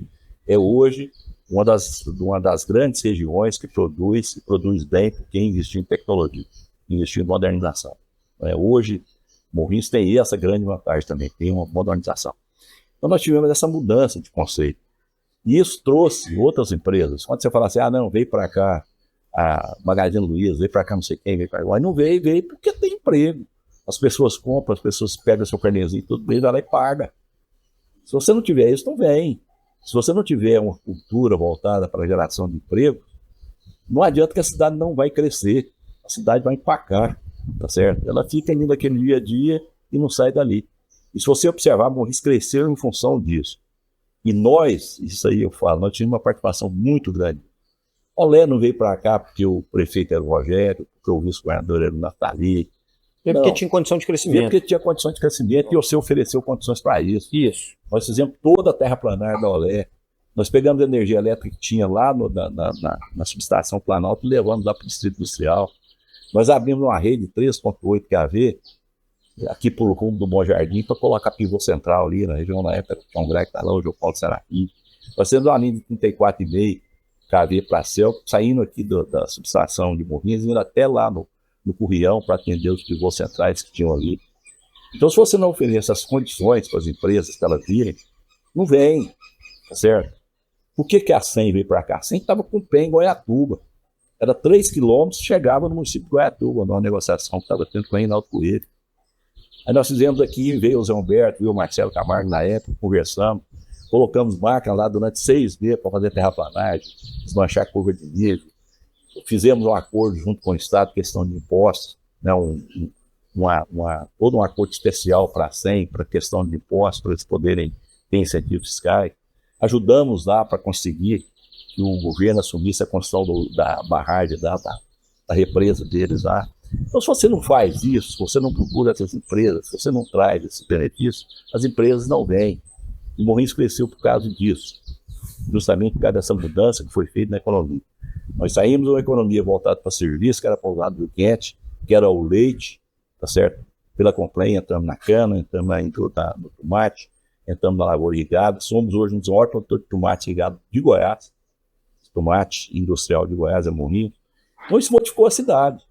A cidade modificou. E é isso que a gente tem que fazer. E essa é a nossa visão para o futuro. É continuar a buscar empresas, trazer emprego, trazer concorrência. Hoje, se você for olhar ali, ó, deve estar ofertado aqui em torno de 100 a 120 empregos todo dia. Aí veio a Quality, o César começou pequenininho. Eu lembro quando o César Dono Divina, né? Dono Divina, eu lembro quando eles começaram. Meu Deus. Você tem uma ideia, quando a Perdigão veio para Rio Verde, você pode perguntar a irmã do César, eu trouxe o pessoal da Perdigão aqui, fomos lá na Quality, eles tinham lá 2 ou 3 galpões de frango, trouxe aqui toda a diretor de marketing da Perdigão, veio aqui em Morrinhos, conversou com a irmã do César, olhou a questão de vento, para lá que o vento tocava e tal, tudo isso. Aí o Dofia falou assim, olha, eu vou te falar um negócio para você, quando nós fomos fechados, falou assim, ó, não tem jeito, nós vamos para Rio Verde, não é que Morrinhos seja ruim, porque lá a produção de soja e milho é 10 vezes a produção de vocês aqui, 10 vezes eu estou falando do bom sentido. Consegue. Mas lá tinha o que eles queriam. Logística, né? Que era o que era? De grão. O que eles queriam? Logística de grão. Eles queriam milho e soja. Certo. E nós não tínhamos aqui na região. Você chamava Morrinhos, Tumbiara, Goiatuba não dava por motivo de dizer. Então, olha, não tem jeito, nós vamos pedir ir para Rio Verde. É lógico, aí os fiscais do governo ajudou demais e tudo mais. Mas eu vejo assim, você só melhora uma cidade quando você investe na geração de emprego, em saúde e educação. E outra coisa que foi muito importante para o Morrinhos, chama Escola Agrotécnica Federal de Morrinhos, que é o IF Goiano hoje. Que foi também através da nós, através do Naftali. Naftali é o grande mentor, o grande benfeitor de Morrinhos. Naftali é o grande benfeitor de Morrinhos. Naftali, consegue trazer Naftali, ele, eu acho que você tinha que trazer ele aqui uma hora, você tinha que trazer ele aqui e bater um papo que você está falando comigo aqui. Naftali, se a gente for olhar a história dele, o que ele fez para Morrinhos, né? E aí eu fui parceiro dele, fui um dos braços dele, fui aquele, talvez o que estava na linha de frente, o Naftali ajudando aqui, eu na linha de frente, foi aonde as coisas aconteceram, certo? Então acho que é bom uma hora você dar essa oportunidade para Naftali. Toda a casa está aberta. A casa está aberta. Então o IF Goiano, na área de educação, foi a maior obra de educação feita em Goiás nos últimos 30 anos na região sul. Nenhuma. Foi o IF Goiano. Não tem nenhuma obra aqui na região sul, na área da educação, igual o IF Goiano. Você pode falar, no Sudeste tem a Universidade Federal agora de Catalão? Sem dúvida. Lá no Sudeste foi o grande embrião lá, o grande feito lá, da Universidade Federal, que está lá dentro de Catalão hoje. Catalão. Não é? Faculdade de Medicina hoje em Tumbiara, através do governo do Estado, também foi um grande feito aqui para a região, né? A Faculdade de Medicina de Tumbiara hoje. Mas, se você analisar o potencial do IF Goiano hoje, não tem dúvida nenhuma. Eu tenho amigos que moram em Goiânia, hoje moram aqui. Maior obra da educação feita em Goiás, não é? Do sul de Goiás. Um abraço pro Túlio aí, criador de cachorro. Junto e nós tivemos à frente desses projetos. Nós tivemos à frente. Né? Nós foi quem alavancamos esses projetos. Junto, é lógico, com outros países, com outros amigos, mas eu acho que foi isso aí. Então, só para encerrar, eu acho que era importante a gente colocar essa questão da economia. Fundamental isso. Você mexer na economia da cidade. Por exemplo, eu sei aqui que o Vinícius aqui, o Igor, o pessoal aqui do armazém aqui tem um projeto aqui de trazer uma esmagadora de soja para cá. Certo. Um projeto dele, um projeto futuro, né? Às vezes- Mas eu acho que nós temos que defender um projeto desse de unhas e dentes, para que eles consigam trazer para cá uma esmagadora de soja. Porque Todo isso, pegar na mão, né? todo mundo pegar na mão. O que precisa ajudar para eles trazerem isso para cá? Eu vou Precisamos além. de apoio do governo, precisamos que a prefeitura esteja junto, precisamos que incentive, precisamos correr atrás, precisamos de compromisso. Isso tem que ser feito. Eu vou Chamar além. eles, olha, você tem um projeto, vamos caminhar nesse projeto, vamos ajudar nesse projeto, o que nós podemos ser úteis nisso aí? Por quê? Porque é uma empresa que vai gerar aí 200, 300, 400, viram uma Fora caramuru. assim, Daqui a 30 anos, vamos ter uma caramuru que tem de morrinha. fora os derivados disso, né? Não, O que ajuda na criação do boi, da vaca? sim. Por quê? Porque tem subprodutos que é utilizado também em outros setores. Nós fomos lá na Caramuru agora, Caramuru, um projeto deles lá, vão investir lá 200 milhões de reais lá num projeto, né? Então, voltado justamente para a parte de Do pecuária. pecuária. Isso Foi de aí, 200, 300 milhões. a gente sabe de uma empresa que está aí dentro, que é líder de mercado mundial, JBS, está aqui Sim. dentro do Goiás, buscando sempre produtividade maior, alcançando mais isso. E tem sempre, eu sempre falo com o Léo, sabe? O Léo do Posto. Eu vejo que ele é uma mente brilhante. Respeito o Léo lá por ele, a dedicação dele, a disciplina e sempre está crescendo. E aí a gente conversando com isso, em Morrinhos eu vejo mais, Rogério. Eu vejo que tem potencial da gente, assim como a gente tem a 100, que é uma usina de cana, eu acho que já ficou para trás. Não, Por acho que quê? tem que procurar Porque agora investimento. a bola da vez é o quê? Etanol de milho. Sem dúvida. Então, assim, a gente tem que buscar isso. Vamos atrás, vamos falar, ó, quem quer montar, vamos trazer. E do mesmo jeito eu falei, já trouxe alguns amigos, a gente tem alguns conhecidos que têm interesse de expansão. Eu sempre defendo Morrinhos, por quê? Porque logisticamente, Morrinhos, ela é a cidade mais bem localizada do Centro-Sul, Sem dúvida. em questão de logística. Sem dúvida. Está perto da capital, perto de Anápolis, Porto Seco, Itumbiara, na divisa de Minas. Então, de localização, somos privilegiados. Deus nos agraciou. E assim como toda empresa, eu acho que o futuro, o senhor está no pensamento certo e a gente comunga dessa mesma ideia. Que é o quê? Verticalização. Sem dúvida. A gente não só ser produtor de matéria-prima ou prestador de serviço. Sem dúvida. Nós precisamos verticalizar. E eu quero deixar uma deixa, né? Aqui é um exemplo para mim a seguir, que é a Ana Aquino, da queijaria Terra Sem dúvida. Roxa, que está verticalizando a produção dela. Sem dúvida. Ela é morriense e aqui está um queijo de altíssima qualidade. Esse queijo que a gente degusta semanalmente, a gente é cliente assíduo dela, sempre a gente tem disponível algumas peças aí, para presentear as pessoas que vêm de fora. Onde a gente viaja também, a gente leva aí as porções para a pessoa conhecer o potencial produtivo de Morrinhos. Ela é um exemplo para mim. Por quê? Porque está verticalizando. Ela encontrou, falou, ó, produzir só leite não tem jeito. Ela não paga minha despesa, o custo-benefício. Sem dúvida. Aquela conta lá atrás, falou, ó, o dinheiro que eu coloco não volta. Então, se eu não verticalizar, agregar valor no meu produto e colocar ele na prateleira com valor agregado maior, não justifica o meu investimento. Sem dúvida. Então, eu acho que esse é o caminho, tanto para o poder público quanto para as empresas hoje, que é verticalizar a produção. Nós também estamos trabalhando isso. Eu, como vivo do sustento da minha terra, vou trabalhar isso, verticalizar. Então, quero produzir algumas coisas para verticalizar essa produção e chegar no ato industrial. A gente está... Uma coisa boa para Morrinhos, para a gente pensar, seria... A gente viu agora, que o senhor também sabe, que a Nutrien veio para cá, né? Sem dúvida, à noite, sem dúvida. Então, sim, já está ajudando o quê? Empresa canadense, Nas a maior bases. do mundo. E nas bases. Isso fica barato o quê? O custo de produção. A maior do mundo. Outro exemplo, você tem a Braskem que está aqui agora. Por que o Exército está montando a usina aqui? Uma das razões que o Exército Por conta da... Por conta da Braskem que está Que- aqui, que é a segunda, são duas em Goiás. A Disbrau em Goiânia, que fornece produtos assóticos, Certo. e agora a Braskem aqui em Morrinhos, que vai vender para todo o Centro-Oeste. E veio para cá também através de uma gestão nossa, um trabalho nosso, junto com a Codego, tudo mais, a Braskem veio para cá. A Braskem hoje é a segunda, hoje já são duas empresas de Goiás, como eu falei, a Disbrau e ela. E a usina está aqui por conta disso. Lógico, eles vão comprar da Braskem aqui, não sei, lógico, através do processo licitatório, mas a lógica que seja buscado esse produto aqui próximo, né? Lógico, depende de estação, depende de tudo. Mas a empresa vai concorrer aqui ao lado da usina aqui do Exército aqui, que vai fornecer. É igual eu disse para vocês, depende do processo licitatório e tudo, mas é uma facilidade que você tem de estar aqui. Por que montaram aqui? Porque quer atender todo o Centro-Oeste, não é só Morrinhos. Eles querem vender Mato Grosso, Distrito Federal, Goiás inteiro. Né, um concorrente forte da Vibral. É isso que aí tá certo? falando. É um concorrente forte. Enxergou o quê? A logística. A logística. Facilitada na logística. E houve, assim, um trabalho muito grande nosso, questão da área, de conseguir a área, de poder liberar a área, tudo isso. Né? Ajudamos eles ali. Então, assim, é esse tipo de trabalho que tem que ser feito. É você procurar essas parcerias e procurar melhorar a cidade. Só para encerrar agora mesmo, acho que nós estamos aí igual o dia inteiro. Não, vamos marcar outro ano que vem, não tem jeitão. O dia inteiro. Vamos marcar. Mas eu queria que primeiro mandar um abraço para a Cláudia aqui, né? Ela e o Nilson, que estão aí com a Queijaria, o projeto. Terra Roxa, né? Mandar um abraço para ela, a gente admira muito a família, todos eles. E só lembrar o seguinte, que o vô dela, seu Dilon Aldo Amorim, né? Colocamos o nome dele no centro de eventos, justamente para prestigiar a família, né? O carinho que nós temos pro seu Dilon. O seu Dilon é aquele que nós falamos aqui o tempo inteirinho.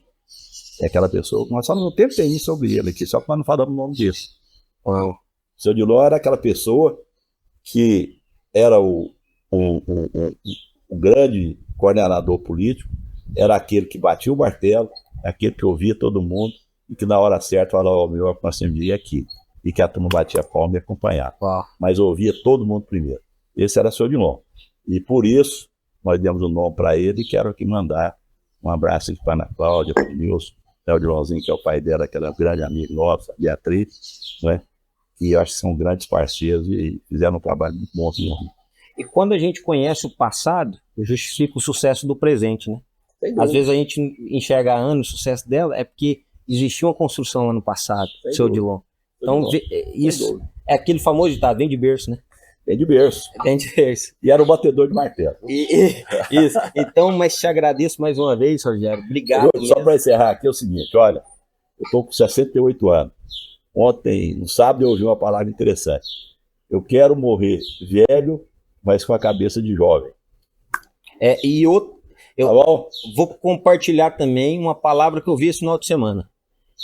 Bispo Fabrício que falou isso e mexeu muito comigo. Anotei isso para mim estar lendo diariamente.